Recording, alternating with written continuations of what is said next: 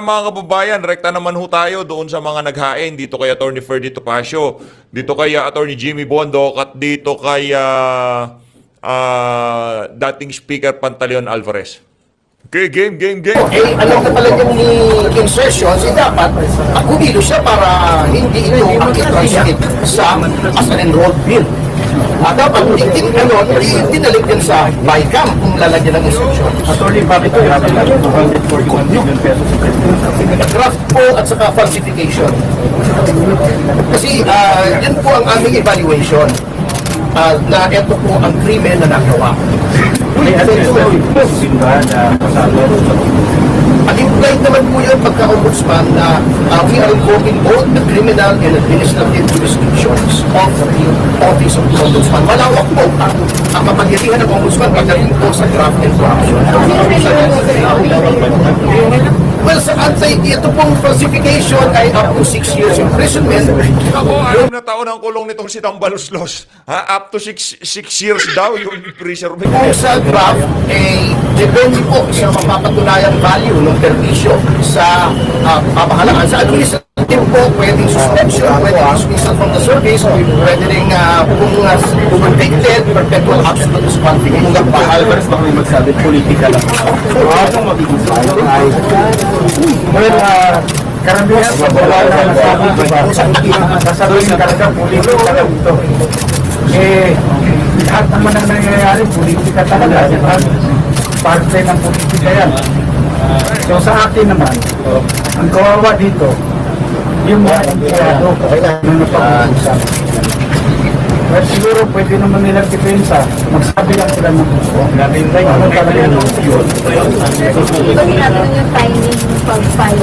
Kasi papatayin parang kay Tito Sara Duterte. So talaga naman yung medyo. Alam nyo, yung sinasabang yung timing.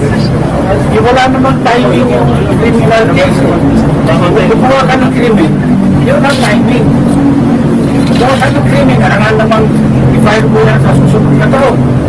I-file mo yan sa nakaraang taon. Pwede.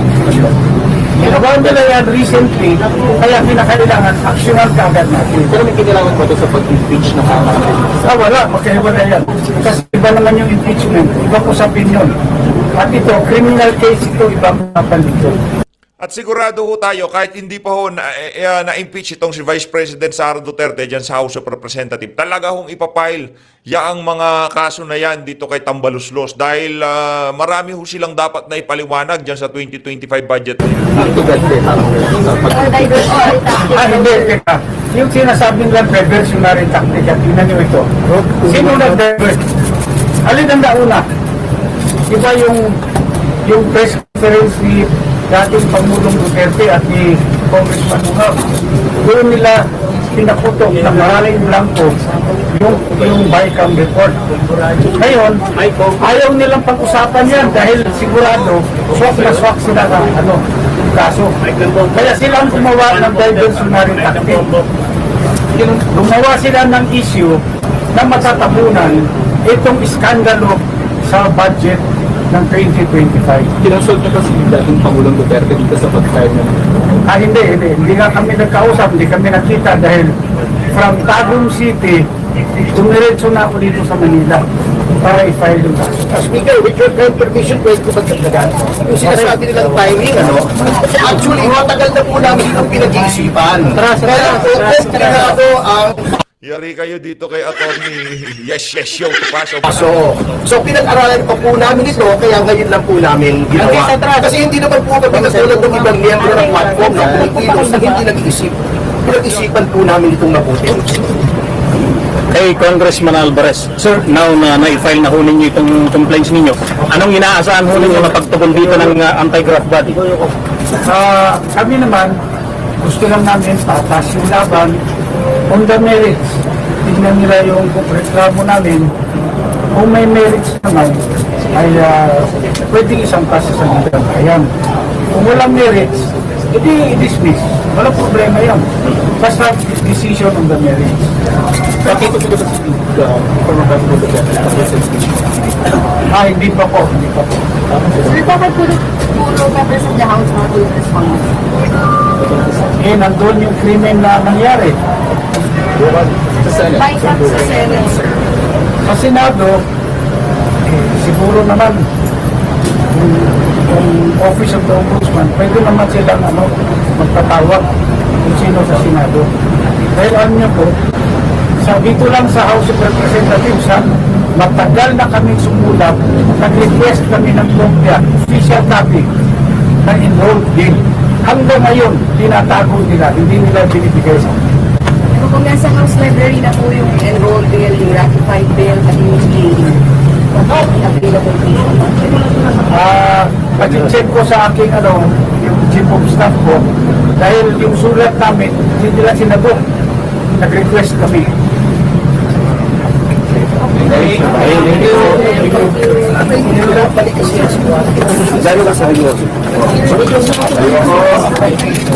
Pauta po siya, di pauta po. Sandali lang, forward ko na. Ito ho, si Attorney Ferdy at itong si Attorney Jimmy Bondok. Isa ho sa mga kandidato natin yan. Yung si Attorney Jimmy. Number 10.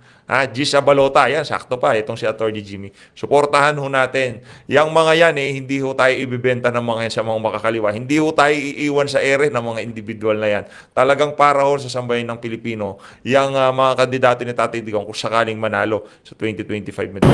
What will happen if we do not file this? What do you foresee will happen to the Filipino people, to our country, if this case is not filed?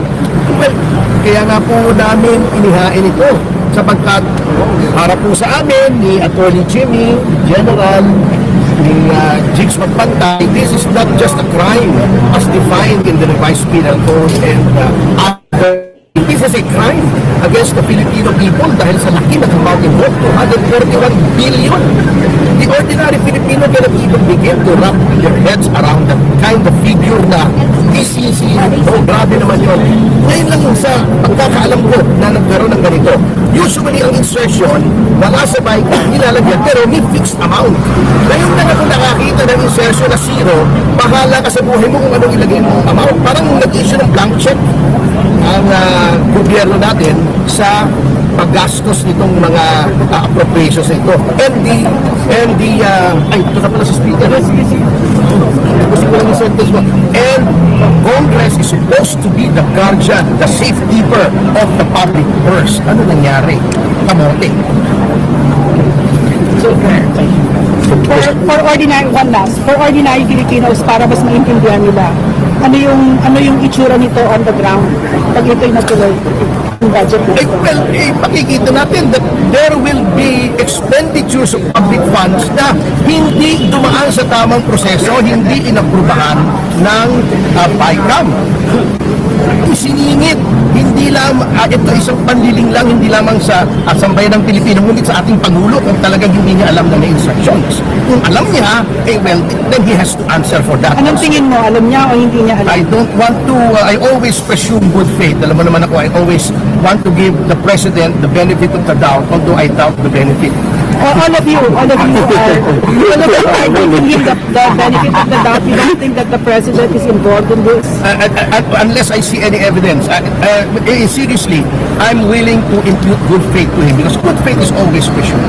Okay. Attorney Jenny Bundok po, ano masasabi po ninyo? Reaction lang po ninyo sa mga magsasabi na kayo po ay malapit na kaalyado ni Pangulong Duterte at member po kayo ng PDP. Ano naman ngayon? Bilang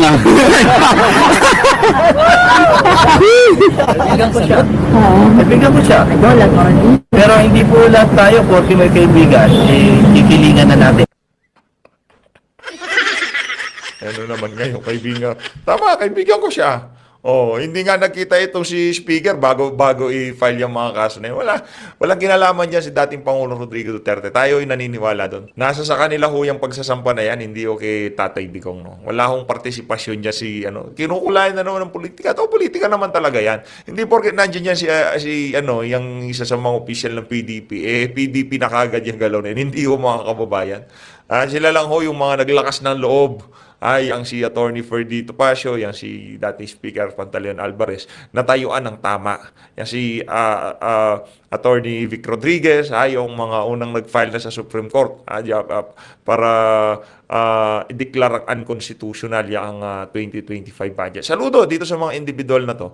Ibig sabihin, meron pa ho talagang pag-asa. No? Kaya yung mga na pinanghihinaan ng loob, kalma lang. Kung sila mali o tama. Pero in this case, wala po itong kinalaman kay Pangulong Duterte. Ito po ay may kinalaman sa Republic of the Philippines versus the Marshall State. May ginawa po silang krimen. At ang biktima, taong bayan. Sa tinatanong po ni Dr. Badoy kanina, ano ang pagiging itsura ko on the ground kung makalusot? Yun na nga masakit, palagay ko hindi natin mahalata. Kasi puro mga agriculture, irrigation, hindi natin makikita kung paano nawala yung 241 billion. We will not feel it. Kaya nga nila pinaglalaban ngayon sana mailusot, kaya pinirmahan ng December 30, kaya sinusubukang bilisan ng ganyan, para nga hindi na natin maramdaman pag naipasa na. Kaya po namin pinipigil. How about kay Congressman Alvarez? Opo. Ano rin po ang inyong reaksyon tungkol doon kasi bilang politiko rin po kayo? Well, ang reaction ko, ito nga, nag-file ako ng criminal case. Kasi yun lang, mahirap naman yung sasalita ka lang. Wala ka naman ginawa, di ba? Kaya kami, nakapag-desisyon kami na mag-file ng criminal case bilang reaksyon namin sa krimen na ginawa nila. Dahil ito, matawag natin karumal-dumal talaga. Sa buong buhay ko, wala nakita na merong ganitong kawalang hiyak na gumawa ng krimen. Harap-harapan talaga.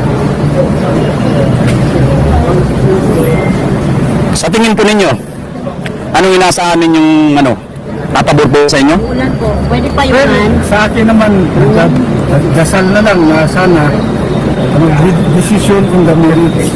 Yung mga gobyerno na mayroong jurisdiction dito. Decision on the merits lang, okay na tayo doon. Malaki po ang tiwala namin sa ombudsman na patas itong didinggin itong kaso na to. And hindi po in favor of any side, but in favor of what is right and in favor of the Philippine people. Naniniwala po kami. Sumala din ho tayo dyan na yang si ombudsman natin, di ba ano pangalan nito, si Martires ba? Teka lang ho, nakalimutan ko eh. Naniniwala ho tayo na maaano ho yan itong si Samuel Martires. Magiging fair sila dyan sa pagtalakay dyan sa mga isinampang reklamo laban dito kay Tambalan.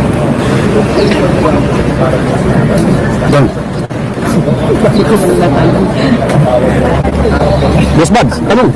Dahil for the record ulit, ano po yung mga sinampan ng kaso? Saan si Atty. Picasso? Very briefly, it's classification of legislative documents. Dahil nga yung mga blanco, nagkaroon ng laman. Article 177 Vice Penal Code. Tapos, nung inaral pa namin, nakita namin na may violation ng RA 3019.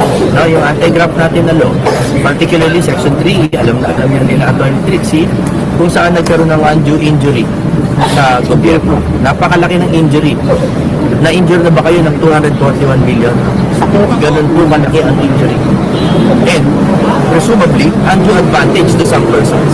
Yan po ang Section 3 in RA 3019.